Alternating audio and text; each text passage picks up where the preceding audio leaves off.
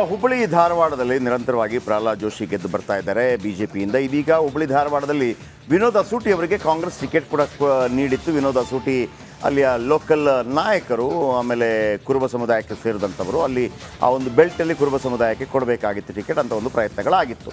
ಇದೀಗ ದಿಂಗಾಲೇಶ್ವರ ಸ್ವಾಮೀಜಿಗಳು ಅಲ್ಲಿಂದ ಅಂದರೆ ಪಂಚಮಸಾಲಿ ಲಿಂಗಾಯತರಿಗೆ ಸರಿಯಾದ ರೀತಿಯಲ್ಲಿ ಮಾನ್ಯತೆ ಸಿಗ್ತಾ ಇಲ್ಲ ಅನ್ನೋ ಕಾರಣಕ್ಕಾಗಿ ಅಲ್ಲಿಂದ ಸ್ಪರ್ಧೆ ಮಾಡ್ತಾ ಇದ್ದಾರಂತೆ ಪಕ್ಷೇತರರಾಗಿ. ಇದೀಗ ಏನು ಮಾಡ್ತಾ ಇದ್ದಾರೆ, ಸದ್ಯಕ್ಕೆ ಡಿ ಕೆ ಶಿವಕುಮಾರ್ ಅದನ್ನು ನೋಡ್ಕೊಂಡ್ಬಿಟ್ಟಿದ್ದಾರೆ. ಒಂದು ವೇಳೆ ಅವರು ಸ್ಪರ್ಧೆ ಮಾಡ್ತಾರೆ ಅಂತಂದರೆ ನೇರವಾಗಿ ನಾವೇ ಸಪೋರ್ಟ್ ಮಾಡೋಣ ಅಂತೇಳಿ ಸಿದ್ದರಾಮಯ್ಯ ಸ್ವಲ್ಪ ಹಿಂದೆ ಮುಂದೆ ನೋಡ್ತಾ ಇದ್ದಾರೆ. ಯಾಕಂದರೆ ಇದು ಈ ಹಿಂದೆ ಕೂಡ ಲಿಂಗಾಯತ, ವೀರಶೈವ ಲಿಂಗಾಯತ ವಿಚಾರಕ್ಕೆ ಸಂಬಂಧಪಟ್ಟ ಹಾಗೆ ಕಾಂಗ್ರೆಸ್ ಕೈ ಸುಟ್ಟುಕೊಂಡಿತ್ತು, ಹಾಗಾಗದಿರಲಿ ಅಂತೇಳಿ. ಬಟ್ ದಿಂಗಾಲೇಶ್ವರ ಸ್ವಾಮೀಜಿಗಳ ಜೊತೆ ನೋಡಿ ಹರಿಹರ ಸ್ವಾಮೀಜಿಗಳು ಕೂಡ ಸಪೋರ್ಟ್ ಮಾಡಿದ್ದಾರೆ. 2A ಪಂಚಮಸಾಲಿ ಲಿಂಗಾಯತ ಭಾಳ ದೊಡ್ಡ ಹೋರಾಟವನ್ನು ಮಾಡಿತ್ತು.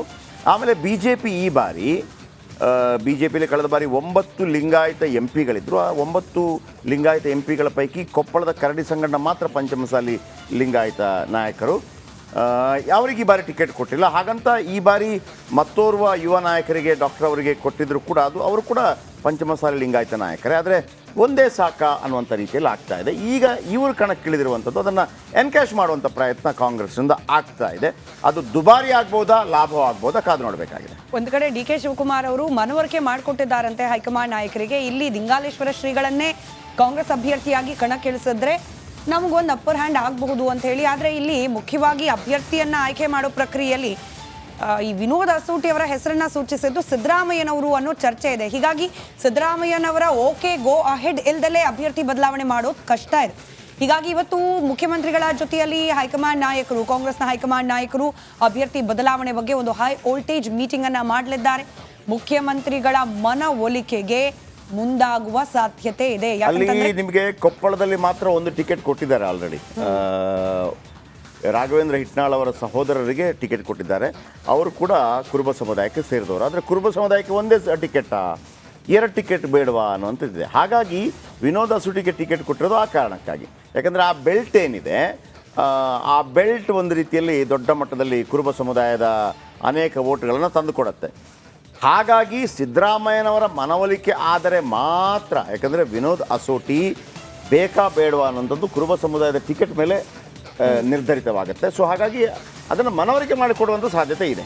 ಅಂದರೆ ಇವಾಗ ಇನ್ ಕೇಸ್ ವಾಪಸ್ ಪಡೆದ್ರೆ ಅವ್ರಿಗೆ ಕೊಟ್ಟಿರೋ ಬಿ ಫಾರ್ಮನ್ನು ಅಥವಾ ಅವ್ರಿಗೆ ಕೊಟ್ಟಿರೋ ಟಿಕೆಟ್ ಆಫರನ್ನು ಬೇರೆ ಸ್ಥಾನಮಾನ ಕೊಡ್ತೀವಿ ಮುಂದಿನ ದಿನಗಳಲ್ಲಿ ಅಂತ ಹೇಳಿ ಕನ್ವಿನ್ಸ್ ಅಂದರೆ ಅಲ್ಲಿ ಸಿಚುವೇಶನ್ ಆ ಥರ ಇದೆ. ಯಾಕಂದರೆ ಕಾಂಗ್ರೆಸ್ ಗೆಲ್ಲುವಂಥ ಸಾಧ್ಯತೆ ಇದೆ. ಒಂದು ವೇಳೆ ದಿಂಗಾಲೇಶ್ವರ ಅವರಿಗೆ ಟಿಕೆಟ್ ಕೊಟ್ಟರೆ ಅಂತ ಒಂದು ಸಾಧ್ಯತೆ ಇದೆ ಅಂತೇಳಿ ಅವರ ಲೆಕ್ಕಾಚಾರ. ಹಾಗಾದ್ರೆ ಯಾಕೆ ಕಾಂಗ್ರೆಸ್ ಪಾಳೆಯ ಟಿಕೆಟ್ ಅನ್ನ ಬದಲಾವಣೆ ಮಾಡುವ ಚಿಂತನೆಗೆ ಕೈ ಹಾಕಿದೆ ಅನ್ನೋದಕ್ಕೆ ಒಂದಷ್ಟು ಅಂಶಗಳನ್ನ ಕ್ವಿಕ್ಕಾಗಿ ಗಮನಿಸ್ತಾ ಹೋಗೋಣ.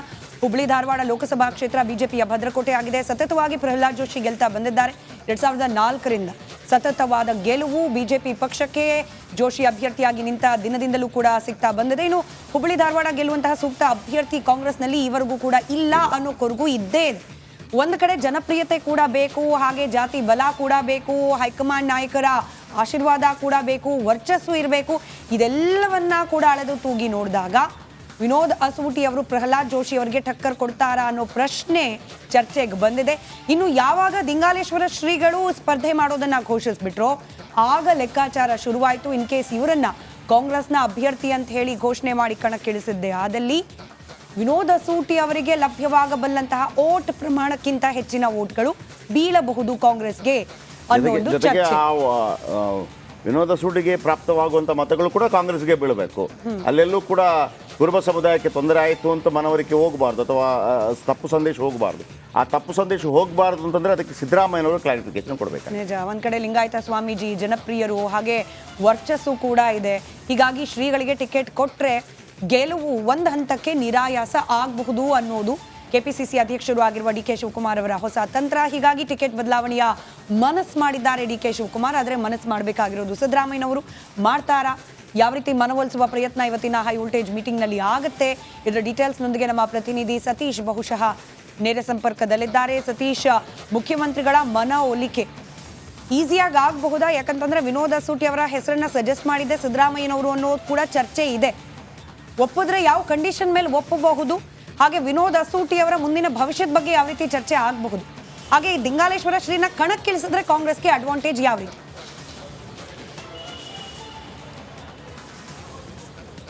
ಸ್ಮಿತಾ, ಎಲ್ಲ ವಿಚಾರಗಳ ಬಗ್ಗೆ ಇವತ್ತು ಚರ್ಚೆ ಆಗುತ್ತೆ. ಪ್ರಮುಖವಾಗಿ ಇಡೀ 28 ಕ್ಷೇತ್ರದಲ್ಲಿ ಕೇವಲ ಒಬ್ಬ ಅಭ್ಯರ್ಥಿ ಮತ್ತು ಕುರುಬ ಸಮುದಾಯಕ್ಕೆ ಸೇರಿದ್ದು, ಅದು ಸಿದ್ದರಾಮಯ್ಯನವರ ಒಂದು ಸೂಚನೆ ಮೇರೆಗೆ ಟಿಕೆಟ್ ಕೊಟ್ಟಿರೋದು. ಈಗ ಅವರಿಗೆ ಟಿಕೆಟ್ ತಪ್ಪಿದ್ರೆ ಇಡೀ ಕುರುಬ ಸಮುದಾಯ ಏನಾದರೂ ತಿರುಗಿ ಬೀಳುತ್ತಾ ಕಾಂಗ್ರೆಸ್ ವಿರುದ್ಧ, ಆ ವಿಚಾರನ ಕೂಡ ಚರ್ಚೆ ಮಾಡಬೇಕಾಗುತ್ತೆ. ಎಲ್ಲ ಸಾಧಕ ಬಾಧಕಗಳನ್ನು ಚರ್ಚೆ ಮಾಡಿ ಒಂದು ತೀರ್ಮಾನ ತೆಗೆದುಕೊಳ್ಬೇಕಾಗುತ್ತೆ. ಆದರೆ ಡಿ ಕೆ ಶಿವಕುಮಾರ್ ಅವರು ಸ್ವಾಮೀಜಿಯವರನ್ನ, ದಿಂಗಲೇಶ್ವರ ಸ್ವಾಮೀಜಿಯವರನ್ನ ಕಣಕ್ಕಿಳಿಸಿದ್ರೆ ಲಿಂಗಾಯತ ಸಮುದಾಯದ ಮತಗಳು ಉತ್ತರ ಕರ್ನಾಟಕದಲ್ಲಿ ನಮಗೆ ಬರುತ್ತೆ, ಅದು ಪ್ಲಸ್ ಆಗುತ್ತೆ ಅನ್ನೋದು ಅವರ ಲೆಕ್ಕಾಚಾರ. ಹೀಗಾಗಿನೇ ಇವರಿಬ್ಬರ ನಡುವೆ ಈಗ ಚರ್ಚೆಗಳಾಗಬೇಕಾಗುತ್ತೆ. AICC ಅಧ್ಯಕ್ಷರು ಮಲ್ಲಿಕಾರ್ಜುನ್ ಖರ್ಗೆ, ಸುರ್ಜೇವಾಲಾ, ವೇಣುಗೋಪಾಲ್ ಎಲ್ಲರೂ ಕೂತು ಚರ್ಚೆ ಮಾಡಿ ಒಂದು ತೀರ್ಮಾನಕ್ಕೆ ಬರ್ತಾರೆ.